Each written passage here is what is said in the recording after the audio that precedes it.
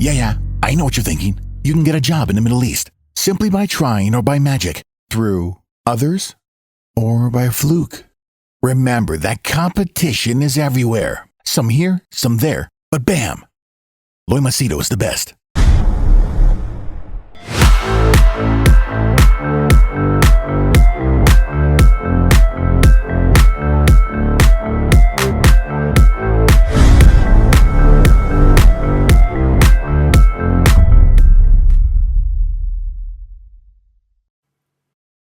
All right, in this video, I'm going to share with you.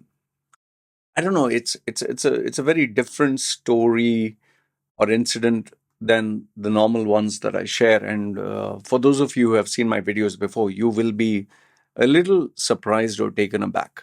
Okay. Anyway, watch the video, put your comments, and let me know what you think. For those of you who are new to my channel, my name is Loy Machedo. I'm a personal branding strategist. I help people get well-paying jobs in the Middle East, especially UAE and Dubai. And people also take my services for Canada, Australia, Europe, and parts of USA. People also book my services for coaching, consulting for personal or professional problems where they want an opinion. Details are put down below. Okay, so this I didn't accept him as my client, so I can't call him my client. He was ready with the money, but I told him not to. And I know you'll be like, huh? You and said no to money? I'll tell you what it is. See, whenever people approach me, my shtick is I need to keep it as real as possible. If someone who is like, these are actual incidents I've spoken about in my previous videos. 45-year-old female wants to be a Victoria's Secret model. Then a female in India wants to star in Bollywood and Hollywood and work with The Rock. Then there's one other female from Delhi who wanted to be bigger than Oprah. Seriously, she wanted to earn billions, and she actually fabricated a CV that I found later.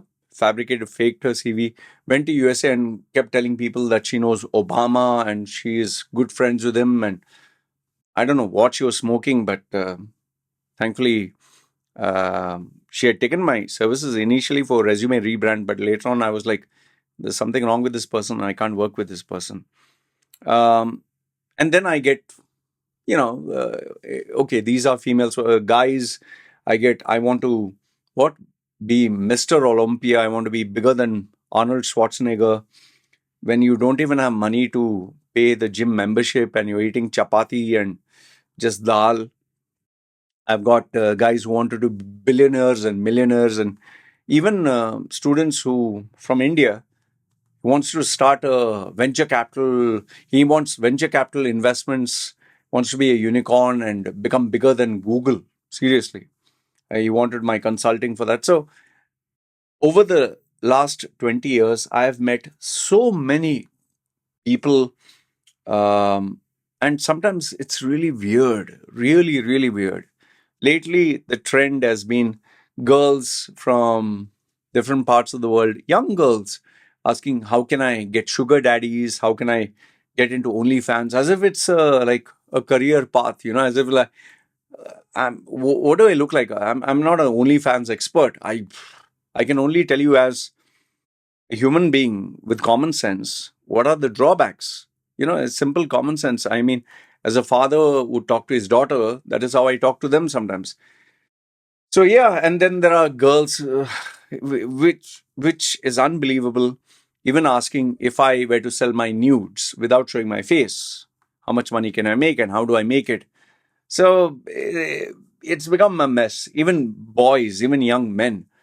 How can I get a girl? How can I get married? When your career is not proper, when my father's a loser, he wants me to study, college doesn't take care of your future because Gary Vaynerchuk said it, and so many college dropouts are multimillionaires, and you are so successful. I want to be like you. No, I'm sorry, you're not me. I'm not you. You can't. So I've met many people like that. Okay, and my role is to be grounded, to tell the truth, even if you don't like it, or give you my version of the truth, and keep things real. I'm not one of those coaches who tells you, yeah, you can do anything, you can be anything. Impossible is nothing. You want to be bigger than Jeff Bezos. Yeah, you want to be richer than Elon Musk. It's not impossible. It's a thought, and that's all bullshit here. Okay, so I keep things real. Now, this particular guy was in his 50s, and he lost everything because of COVID. Okay, COVID in the sense the economy shut down, um, and he really the mistake he had made was before COVID, everything was booming, so he expanded very aggressively, and he spread himself quite thin. Had the economy gone exactly the way pre-COVID, he would have maybe in 5 years' time he would have covered all his expenses, and he would be a multi millionaire by now, retired. COVID completely 180 everything and destroyed everything. He ended up in loans and unpaid, amounts, and became a mess. He lost his friends, he lost his partners, he lost everything. So he wanted to start all over again one last time. And this is where he wanted a different point of view. He was tired of having yes men, and because he got betrayed and all that, and he wanted to have one last hurrah. Okay. And this is where he had some savings out of the, just imagine, multi millions, and now he's reduced to just hardly few millions. And he told me that he wants to start a business, a brand, and this is where he wanted my services or expertise or whatever. I here's the problem.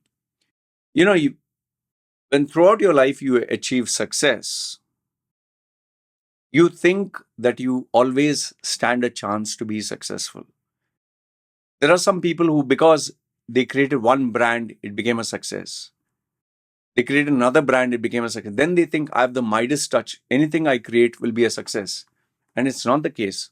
Best case in point is Elon Musk. Elon Musk, whatever he did create, yes, there was a little bit of success. Tesla, yes. SpaceX, yes. But then if you see the rest of everything else, it's a disaster. It has been a failure. And if you really probe even Tesla, he has not been able to fulfill his promises. The Tesla truck, the shares are speculative and very overly priced, and the Boring Company, the travel at the speed of sound, and form a colony on Mars is all bull. It's all total nonsense. If you use common sense, you'd know that.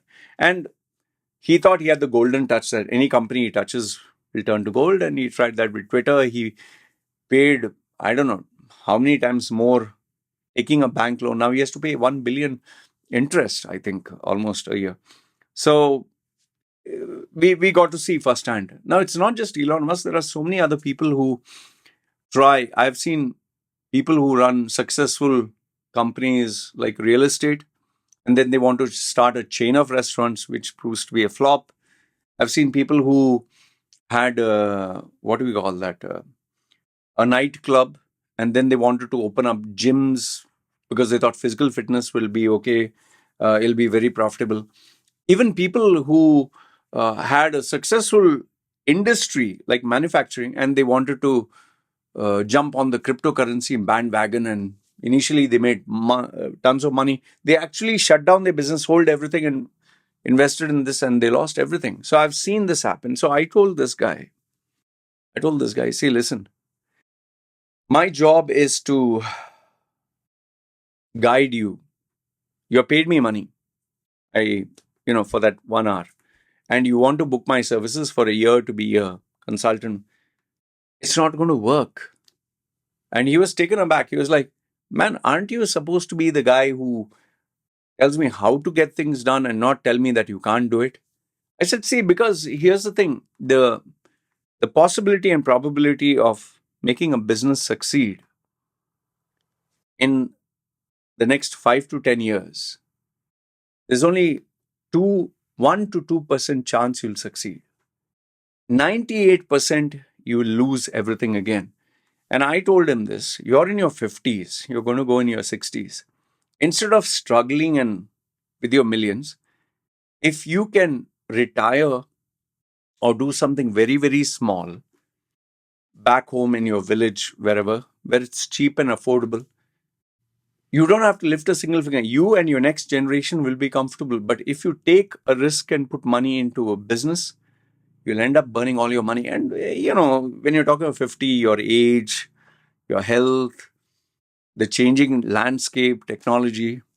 So I told him what I felt he needed to hear, but he didn't like what I had to say. He really didn't like it. And I guess, when you tell people what they don't like to hear, it just ends up in, okay, yeah, take care, whatever. They'll just brush it off. Now, I don't know whether he's going to invest the money or not. I hope he does not. Because when you're in your 50s, and if you make a mistake, father time, by the time he's 60, he'll end up with nothing. See what happened to my parents. My parents thought they were invincible. They made hundreds and thousands and whatever in their 30s, and they climbed up high in their 40s. Then they started losing, and they still took a risk from 40s to 45s to 50s. Today, they are penniless. Penniless. My stepbrother is taking care of them. They are literally living on other people's mercy. They're like penniless beggars. But thankfully, my stepbrother managed to take a loan, get them a house. Now the house is on his own name, but he has to take care of them. They can't get any job. They can't work anywhere. What's the point? See, you reach a certain stage in your life where you have to stop taking risks. I think the best example I can give you, if you are into celebrity, this thing, if you are an MMA fan, mixed martial arts, check this guy. His name is Chris Weidman. Just be careful if you're going to check out the video, because MMA, mixed martial arts, you fight, kick, punch, jiu-jitsu, wrestling, boxing, everything. So this guy gave a kick. They kick each other's legs and all that when fighting. Is below the knee, that is the shin. When he kicked this guy, his name is Uriah Hall. And when he kicked him, it hit his kneecap and his shin bone broke. And the ironical thing is, when he fought the world champion, whose name was Anderson Silva kicked Anderson Silva, just so that you don't get confused. Anderson Silva is a Brazilian. Google search his name. He fought with Chris Weidman, who's this American guy. He, the world champion, kicked him and he broke his foot. Okay, the world champion. So he went away. Now, Chris Weidman became the champion. He had his ups and downs. And when this guy, Chris Weidman, fought another fighter called Uriah Hall, he kicked him, he broke his leg. So this guy broke his leg, Chris Weidman broke his leg. And the problem with below the knee, when you break that bone, it's pretty graphic. You'll see the foot, which is supposed to be like straight, it'll be bending like a rubber, like you can't see it. You might not have the stomach for it. And because below the knee has two bones, one straight and one thin, to heal this bone takes time, and you have to learn how to walk, which takes you 1 to 2 years. It's a very delicate operation that goes. You literally see these videos where they put a metal rod through the bone, and once it heals, they have to literally hit with the hammer to remove the rod out, and then the knee cartilage, it swells up. You can't put any pressure on the leg. You have to learn how to walk. Literally learn how to walk. 1 year takes just 6 months takes only physio, learning how to stand and then walk slowly and then run. This guy, Chris Weidman, he decided, no, I'll make a comeback. I'll make a comeback and I'll show the world who I am. Great positivity, great determination. Me personally, I felt he should just retire. This guy believed, no, nothing is impossible. I'll do it. He came back. He went to fight one guy named Brad Tavares in his comeback fight. And it's a fight, even if you both like each other. And they both were like respectable to each other. But after they fought, this guy kept kicking his leg. Because it's a fight. He doesn't give a damn whether his leg was injured, not injured. And he kept kicking his leg. And guess what? After the fight, he lost the fight. His leg didn't break. But after the fight, he found out his knee, the cartilage, was again ruptured. MCL or ACL or whatever. And now he'll be out of action for another 1 to 2 years. Just imagine 2 years to come back, being hospitalized, bedridden, and now he has again damaged his knees, and now he'll not be able to fight for another 1 to 2 years. And that 1 to 2 years, he's not earning anything. There's no way he can do anything. So sometimes, I tell people, listen, it's better to retire. That's a classic example. In fact, if you are into bodybuilding, Google search this guy's name. His name is Ken Flex Wheeler. One of the most symmetrical and beautiful bodybuilders. What nobody knew was this guy, the pressure of wanting to win was so bad. He injected himself with so much steroids, so much. Both his kidneys failed and he had to get a dialysis. And he still didn't want to stop. Even after one kidney failed, he still continued taking steroids. Other kidney failed, he still wanted to take. Until his body, internal organs were so badly messed up that the doctor said, you're going to die. And he ended up losing his career, his health, his money, everything. And then it took him nearly 10 to 15 years to make a comeback. Comeback means sort himself out. And guess what? Once again, he decided to get back into bodybuilding. Now, you have to be a special kind of stupid to want to do that. Some people were like, bravo, your inspiration. You want to make a comeback for one last shot.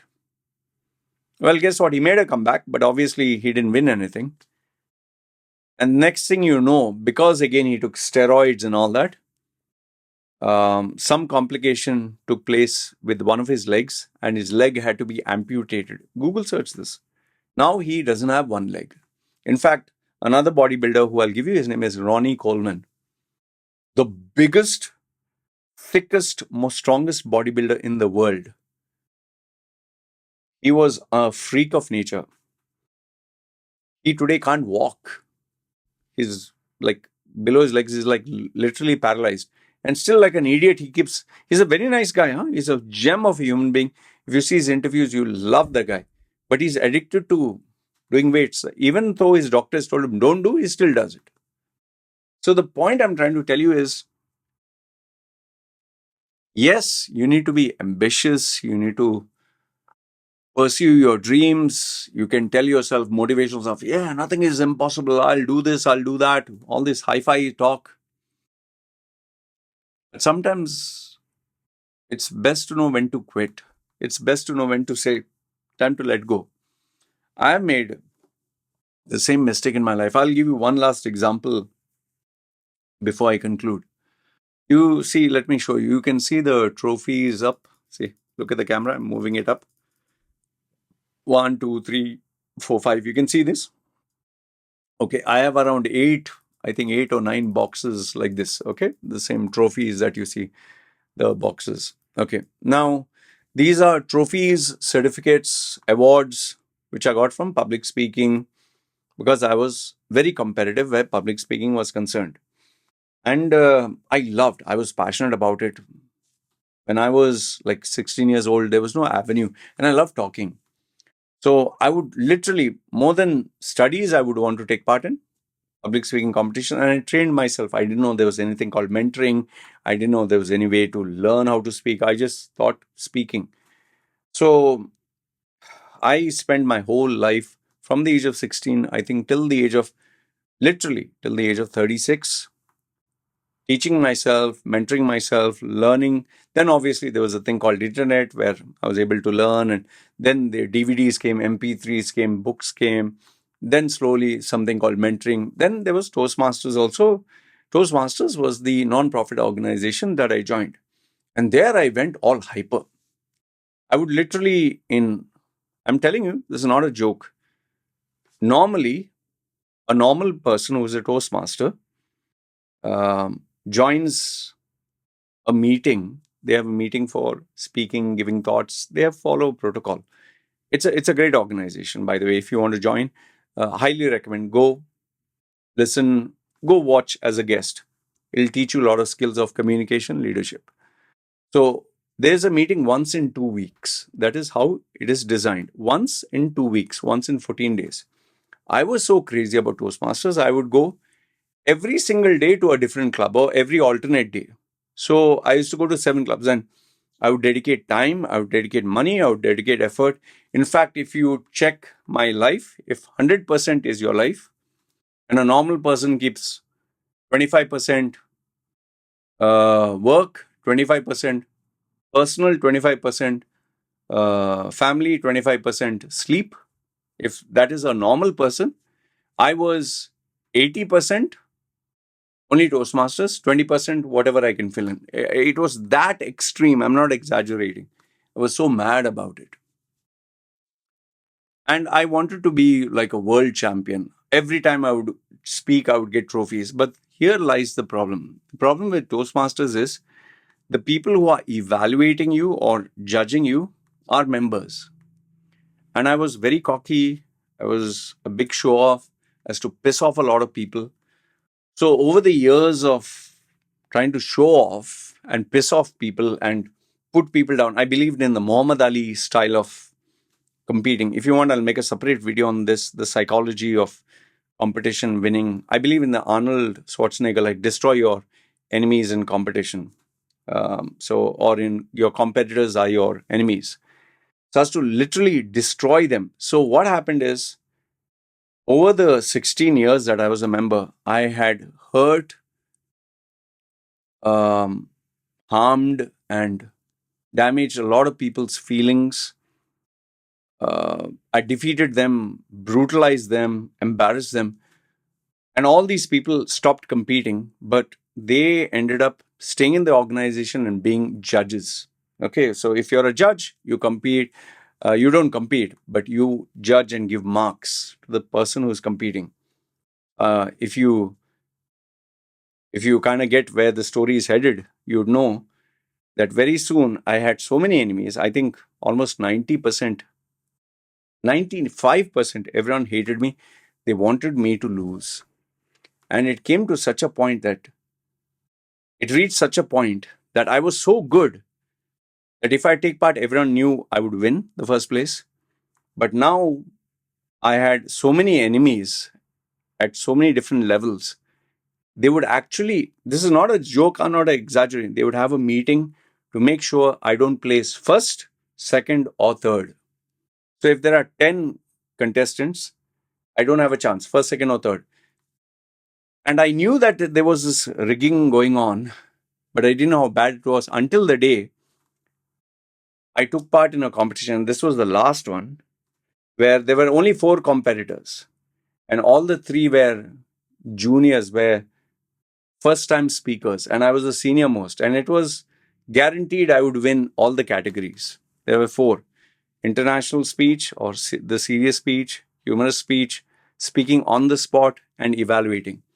It was guaranteed I would place minimum, even with no effort, first place in all the 4 categories. Or worst to worst case, second, which was impossible because first was reserved. I took part, and for each competition, just FYI, I always, where normal people prepared 1 day or 1 week in advance, I used to prepare 6 months in advance, putting 8 to 12 hours a day. I was obsessed. I would not work, I would not eat, I would not sleep, I would not, nothing. Competition was my life. I didn't care about my career, I didn't care about savings. This is the age of nearly 30, whatever, 35. And when the results were announced with this competition, and everyone in the audience knew that I have won by default, because all of them were in that particular club, they were juniors, new speakers who never spoke. I didn't get the first place. I was like, okay. I didn't get the second place. I was like, oh, okay. I didn't even get the third place. That means I was the worst speaker in the lot. And in all the categories, I was the worst speaker. They don't call worst speaker means I didn't get anything. And and then when I looked at the members and I looked at everyone and I was like, you guys know that this is rigged, right? I asked openly. And everyone kept quiet. Everyone knew it was rigged, but everyone kept quiet. Nobody said a word. And I had this particular guy who I made a video on, who was one of my sworn enemies. He was a married man, 10, 15 years elder to me, but he was also a womanizer. And me being younger, I was also playboy womanizer, but he liked to show he's a married man. He had a daughter, he had a son, whatever. Not son, just daughter. But he liked to portray as a saint, while I was to portray I was a playboy. But people still hated me so much because I hurt them that they were ready to support him. Nobody said a word. And that is where I asked myself after the competition, I've given almost a year of my life to take part in this contest.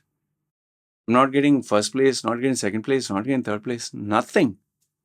Even though it's clearly evident that I'm the winner. Why am I wasting my time on this?